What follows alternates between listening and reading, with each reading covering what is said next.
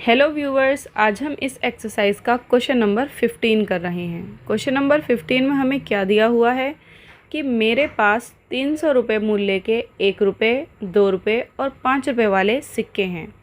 ये भी पिछले क्वेश्चन की तरह है, जैसे कि क्वेश्चन नंबर 14 था, बस उसमें नोटों की संख्या थी और इसमें रुपये की संख्या है। उसमें नोट थे, इसमें सिक्के हैं। 2 रुपये वाले सिक्कों की संख्या 5 रुपये वाले सिक्कों की संख्या की तिगुनी है और सिक्कों की कुल संख्या 160 है। मेरे पास प्रत्येक प्रकार के कितने कितने सिक्के हैं। देखो, यहाँ पर जो अक्सर बच्चे कंफ्यूज हो जाते हैं वो सिक्कों की संख्या और मूल्य में कंफ्यूज हो जाते हैं। तो मूल्य और सिक्कों की संख्या दोनों अलग अलग चीज़ें हैं। जैसे मैं आपको एग्जांपल से समझाती हूँ। मान लीजिए आपके पास 10 रुपये हैं और आपके पास 10 रुपये वाले 10 नोट हैं, तो आपके पास कुल कितने पैसे हैं। जैसे आपके पास 10 नोट हैं 10 रुपये वाले ही, तो इसका मतलब आपके पास 100 रुपये हैं। या फिर आपके पास 10 नोट हैं 5 रुपये के, 5 रुपये के 10 नोट हैं, तो मतलब आपके पास 50 रुपये हैं। तो देखो, यहाँ नोटों की संख्या जो है वो 5 है। ये 5 रुपये हैं और नोटों की संख्या 10 है। यहाँ पर 10 रुपये वाले 10 नोट हैं, मतलब नोटों की संख्या 10 है और जो कुल मूल्य है, कुल पैसे हैं, वो 100 रुपये हैं। तो इसका मतलब जो नोटों की संख्या होती है या सिक्कों की संख्या होती है वो अलग होती है और मूल्य ये होता है। वैसे ही यहाँ पर हमें दिया हुआ है, यहाँ पर हमें दिया हुआ है मेरे पास 300 रुपये कुल मूल्य, मतलब जो टोटल मूल्य है वो 300 रुपये है। अब इसी 300 रुपये में 1 रुपये वाले सिक्के भी हैं, 2 रुपये वाले सिक्के भी हैं और 5 रुपये वाले सिक्के भी हैं। फिर यहाँ पर हमसे कहा गया है कि 5 रुपये वाले जो सिक्के हैं उनकी संख्या, 2 रुपये वाले जो सिक्के हैं उनकी संख्या 5 रुपये वाले सिक्कों की संख्या की तिगुनी है और सिक्कों की कुल संख्या जो है वो 160 है। मतलब टोटल जो सिक्के हैं वो 160 हैं और टोटल जो पैसे हैं वो 300 रुपये हैं। उसके अंदर 160 सिक्के हैं, जिसमें से कुछ सिक्के 2 रुपये वाले हैं, 1 रुपये वाले हैं और 5 रुपये वाले हैं। अब कौन से कितने रुपये वाले सिक्के हैं वो हमें बताना है। तो हम कैसे बताएंगे, इसका सॉल्यूशन करते हैं। पहले तो हम लिखेंगे कि सिक्कों की जो हमें दिया हुआ वही हम यहाँ पर लिख लेंगे। हमें दी हुई है सिक्कों की कुल संख्या, तो हम यहाँ पर लिख लेंगे सिक्कों की कुल संख्या कितनी दी हुई है। हमें यहाँ पे 160 दिए हुए हैं कुल सिक्के, तो हम यहाँ पर लिख लेंगे 160। उसके बाद हम लिखेंगे 1 रुपये वाले सिक्के। पहले हम, क्योंकि हमें नहीं पता कि कितने हैं, यहाँ पर 1 रुपये वाले सिक्के हमें नहीं पता कि कितने हैं, तो हम उन्हें मान लेंगे कि माना कि 1 रुपये के सिक्कों की संख्या। तो 1 रुपये के सिक्कों की संख्या कितनी होगी हमें नहीं पता, तो हम मान लेंगे x। ये तो हमने मानी है सिक्कों की संख्या। अब हम कुल मूल्य निकालेंगे। कुल मूल्य मतलब 1 रुपये के कितने रुपये हैं 300 रुपये के अंदर, उसको हम कहेंगे कुल मूल्य। जैसे अभी मैंने आपको यहाँ पे समझाया कि मूल्य अलग होता है और सिक्के की संख्या अलग होती है। तो कुल मूल्य हम कैसे निकालेंगे, 1 रुपये वाले हैं तो 1 लिखेंगे और गुणा करेंगे, कितने हैं x हैं तो x से गुणा करेंगे। तो 1 को x से गुणा करेंगे तो x ही आएगा। देखो ऐसे, जैसे कि अगर आपके पास मान लीजिए 2 सिक्के हैं, ठीक है, 5 रुपये वाले 2 सिक्के हैं, तो आप भी तो 2 को 5 से गुणा करेंगे तो आपको पता चल जाएगा कि कुल मूल्य 10 रुपये है। लेकिन यहाँ पे आपको पता है कि 2 सिक्के हैं और 5 रुपये वाले हैं, इसलिए हमारा आंसर 10 आ गया। यहाँ हमें पता नहीं है कि कितने सिक्के हैं, हमने x माना है। अब हमने कुल मूल्य निकाला तो वैसे 1 रुपये वाले हैं तो 1 तो हमने लिख दिया और यहाँ पर x है इसलिए इसको x से गुणा करना पड़ रहा है, तो ये x ही आ गया। ठीक है, फिर ऐसे ही हम मानेंगे यहाँ पे, माना कि 5 रुपये के सिक्कों की संख्या, माना कि 5 रुपये के सिक्कों की संख्या, क्योंकि हमें नहीं पता और अगर उसको भी x मानेंगे तो थोड़ी कन्फ्यूज़न हो जाएगी, इसलिए इसको हम y मान लेंगे ताकि कन्फ्यूज़न ना हो। फिर इसका कुल मूल्य निकालेंगे। कुल मूल्य, अब ये 5 रुपये हैं तो 5 लिखेंगे और गुणा करेंगे y से, क्योंकि y हमने माना है। तो ये हो जाएगा 5 को y से गुणा करेंगे 5y, ये हो गया इसका कुल मूल्य। इसके बाद ऐसे ही हम यहाँ पर लिखेंगे 2 रुपये के सिक्कों की संख्या।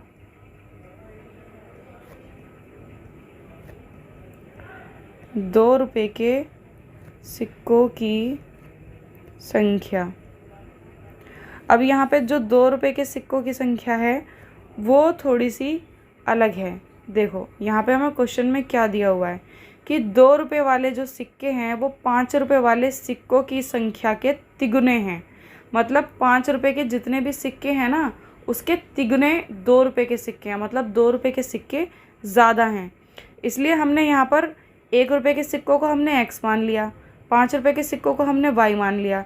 वैसे ही हमने 2 रुपये के सिक्कों को z या फिर कुछ और क्यों नहीं माना, क्योंकि यहाँ पर हमें दिया हुआ है कि 2 रुपये वाले सिक्कों की जो संख्या है वो 5 रुपये वाले सिक्कों की संख्या से तिगुनी है। मतलब जो भी हमने 5 रुपये के सिक्कों को माना है उसमें ही हम 3 से गुणा कर दें तो हमारे 2 रुपये के सिक्के निकल आएंगे, इसलिए उसको z या कुछ और मानने की ज़रूरत नहीं है। तो हमने यहाँ पर लिख दिया 2 रुपये के सिक्कों की संख्या, और क्योंकि तो 5 रुपये के जो सिक्कों की संख्या थी वो हमने y मानी है तो y लिखेंगे, और क्योंकि 2 रुपये के जो सिक्के हैं वो 5 रुपये के सिक्कों के तिगुने हैं तो इसलिए y को 3 से गुणा कर देंगे। तो अगर हम y को देखो 3 से गुणा करेंगे तो 3y हो जाएगा, तो इसलिए हमने यहाँ पर लिख दिया 3y। अब इसका हम कुल मूल्य निकालेंगे, तो यहाँ पर हम लिखेंगे कुल मूल्य। तो कुल मूल्य क्या होता है, क्योंकि 2 रुपये का निकाल रहे हैं तो 2 लिखेंगे और गुणा करेंगे सिक्कों की संख्या। सिक्कों की संख्या है 3y, तो यहाँ पर लिख देंगे 3 को 2 से गुणा करेंगे 3 दूनी 6 और y का y, तो ये हो गया 6y। अब हम बनाएंगे प्रश्नानुसार समीकरण। तो यहाँ पर लिखते हैं प्रश्नानुसार समीकरण। अब प्रश्नानुसार समीकरण हमें क्या दिया हुआ है, हमें यहाँ पर दिया हुआ है कि जो कुल मूल्य है वो 300 रुपये है, और अगर तीनों सिक्कों की जो संख्या है वो 160 है, मतलब तीनों सिक्कों की संख्या को प्लस करते हैं तो 160 आता है और मूल्य को प्लस करते हैं तो 300 आता है। अब दोनों में से आप कुछ भी प्लस कर सकते हैं, तो हम सिक्कों की संख्या को ही प्लस कर लेते हैं। जैसे हमें यहाँ पर सिक्कों की संख्या दी हुई है, पहले 1 रुपये के सिक्कों की संख्या कितनी है x, तो x लिखेंगे, फिर प्लस कर लेंगे 5 रुपये के सिक्कों की संख्या कितनी है y, तो y प्लस कर लेंगे, और प्लस 2 रुपये के सिक्कों की कितनी संख्या मानी है 3y, तो 3y प्लस कर लेंगे, इज़ इक्वल टू कितना हो जाएगा 160, क्योंकि टोटल सिक्के कितने 160। ये हमने सारे सिक्के प्लस कर लिए, ठीक है, ये सारे सिक्के प्लस कर लिए और कुल सिक्के 160। तो जो जिसमें प्लस हो रहा है करते जाओ, x तो ऐसे ही रहेगा, प्लस y और 3y, कितने y हो गए, ये 1y है ये 3y है, तो कितने y हो गए 4y लिख दिए बराबर 160। अब ये इससे आगे तो सॉल्व हो नहीं सकता, तो इसको हम मान लेंगे समीकरण 1, क्योंकि ये x की संख्या है ये y की संख्या है, इसके आगे सॉल्व हो ही नहीं सकता। इसी के साथ अब हम क्या करेंगे, अब मूल्य वाले हम प्लस करेंगे, ठीक है। देखो यहाँ पर क्या दिया हुआ है कि कुल मूल्य 300 रुपये है, मतलब सबका मूल्य अगर हम प्लस करते हैं तो 300 रुपये आता है, तो हमें ये प्लस करना है। जैसे 1 रुपये वाले सिक्कों का मूल्य x निकला था तो x प्लस करेंगे, फिर 5 रुपये वाले सिक्कों का जो मूल्य है वो 5y निकला था तो 5y प्लस करेंगे। तो हम यहाँ पर लिखते हैं x प्लस 5y, और प्लस इसका मूल्य कितना निकला था, 2 रुपये वाले सिक्कों का मूल्य निकला था ये 6y, तो 6y प्लस करेंगे, और इज इक्वल टू कितना हो जाएगा 300, क्योंकि टोटल मूल्य 300 है। अब इसके बाद हम क्या करेंगे, इसे सोल्व करो, x प्लस 5y और 6y, कितने y हो गए 5 और 6 11, तो ये 11y हो गए, इज़ इक्वल टू 300। अब इसके आगे तो ये सोल्व नहीं हो सकता, तो इसको हम मान लेते हैं इक्वेशन नंबर 2। और जब हमारी सिचुएशन ऐसी बनती है कि इक्वेशन बन जाएं, जैसे ये 1 नंबर ये 2 नंबर, तो हमें हमेशा ऐसा करना होता है कि जो बड़ी इक्वेशन होती है उसको छोटी में घटा दो। जैसे हमारे पास यहाँ 11y है, यहाँ 300 है, तो ये बड़ी हुई, यहाँ 4y है, यहाँ 160 है, तो इसमें कम संख्याएं ये छोटी हुई। अगर ये वाली बड़ी हुई होती तो आप समीकरण 1 में से 2 घटा देते। अब हमारे पास बड़ी कौन सी है, समीकरण 2 है। कभी भी 11th क्लास में, 12th क्लास में, 9th 10th कभी भी अगर इस तरीके का क्वेश्चन बनता है समीकरण में, तो हमेशा एक समीकरण में से दूसरे को घटाना होता है या जोड़ना होता है। घटाने में ज़्यादा आसानी हो जाती है कि संख्याएं छोटी हो जाती हैं। तो हम यहाँ पर लिखेंगे समीकरण 2 में से समीकरण 1 को घटाने पर, वैसे तो आप समीकरण 1 में से 2 भी घटा सकते हैं, लेकिन आपको प्लस माइनस की प्रॉब्लम हो जाएगी। छोटी संख्या में से बड़ी संख्या घटाओगे तो माइनस के साइन ज़्यादा आएंगे और प्रॉब्लम हो जाएगी।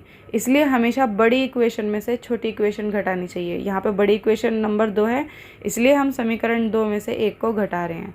तो समीकरण 2 ये है x + 11y = 300। तो हम यहाँ पर लिखेंगे x + 11y = 300। और यहाँ पर समीकरण 1 हमारी क्या है, ये है x + 4y = 160। तो यहाँ पर लिख देंगे x + 4y = 160। अब जब हम समीकरण घटाते हैं तो समीकरण का रूल ये होता है कि जो साइन होते हैं वो चेंज हो जाते हैं।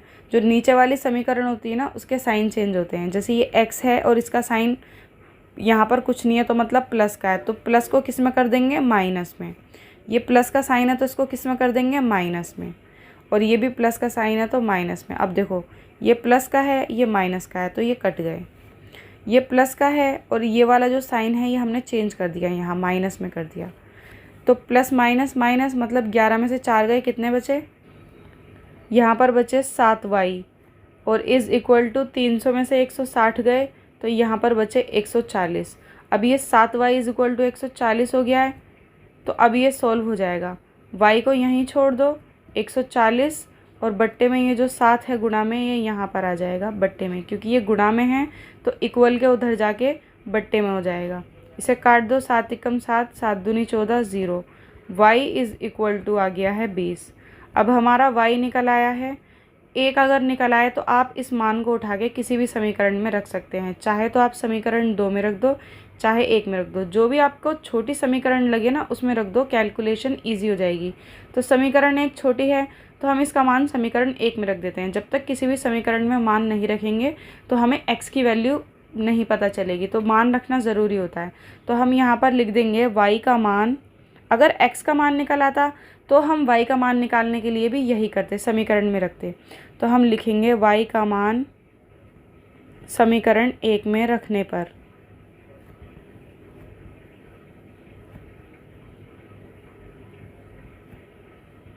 और समीकरण 1 क्या है, समीकरण 1 ये थी x + 11y, नहीं ये वाली थी, x + 4y = 160।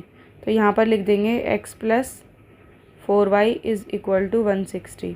ये समीकरण 1 है। अब इसमें y का मान पुट कर दो, x तो x ही रहेगा, ये 4 है 4 ही रहेगा, 4 और y के बीच में कोई साइन नहीं है, मतलब गुणा का साइन है, तो गुणा लगाएंगे। और ये जो y है इसकी जगह हम क्या रख देंगे, 20, क्योंकि हमें मान रखना है y की जगह, तो y की जगह रख दिया 20 और बराबर 160। x + 4 की गुणा 20 से करेंगे, कितना आएगा, 4 दूनी 8, 0, 80। और ये हो गया 160। x को ऐसे ही छोड़ दो, 160, और ये जो 80 है ये प्लस में है ना, यहाँ इसका साइन प्लस का है, तो इक्वल के उधर जाएगा तो माइनस का हो जाएगा, -80। x = कितना हो जाएगा, 160 में से 80 गए, 160 में से 80 गए तो 80 ही बचे। अब हमारा x का मान आ गया है 80। अब हम सिक्कों की संख्या निकाल सकते हैं, क्योंकि अब हमें x पता चल गया। जैसे कि हमने क्वेश्चन के स्टार्टिंग में यहाँ पर हमने माना कि 1 रुपये के सिक्कों की संख्या है x, माना कि 5 रुपये के सिक्कों की संख्या है y। अब हमें पता चल गया ना, तो x भी पता चल गया, y भी पता चल गया। तो अब हम सिक्कों की संख्या यहाँ पर लिख सकते हैं। तो हम यहाँ पर लिख देते हैं 1 रुपये के सिक्कों की संख्या, सिक्कों की संख्या क्या मानी थी हमने, x मानी थी, और x की वैल्यू कितनी है, 80, तो 80 लिख देते हैं, मतलब 80 सिक्के हैं 1 रुपये वाले। फिर ऐसे लिखेंगे 2 रुपये के सिक्कों की संख्या।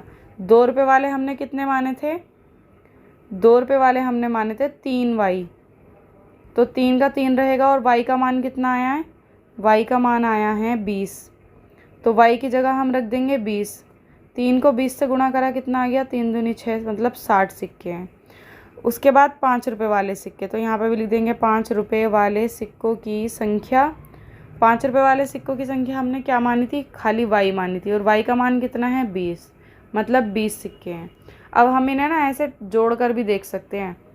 जैसे हमें क्वेश्चन में कहा गया था कि टोटल सिक्के 160 हैं, तो हमारा 160 आना चाहिए। मतलब अगर हम पेपर वगैरह में एग्ज़ाम में और हमें पता करना है हमारा आंसर ठीक है यानी, तो हम ऐसा कर सकते हैं 80 सिक्के हैं और इसके निकले हैं 60 सिक्के, ये रहे, तो 60 लिखते हैं, और एक निकले हमारे 20 सिक्के। तो इनको प्लस करके देख लो, 0, 6 और 2 8, 8 और 8 16, 160, और टोटल सिक्के भी 160 ही थे और टोटल सिक्के 160 ही आ रहे हैं। इसका मतलब हमारा आंसर ठीक है। वैसे ये फालतू का काम है ये इतना, लेकिन अगर आप चेक करना चाहते हैं एग्ज़ाम में तो आप इस ट्रिक को लगाकर चेक कर सकते हैं। इसी के साथ आपका ये क्वेश्चन हो जाता है कंप्लीट। वीडियो को लाइक ज़रूर करना और चैनल को सब्सक्राइब ज़रूर करना। इस चैनल पर 8th क्लास की सारी वीडियोज़ मिलती हैं, मैथ्स और ऑल सब्जेक्ट। मिलते हैं नेक्स्ट वीडियो में। Bye guys.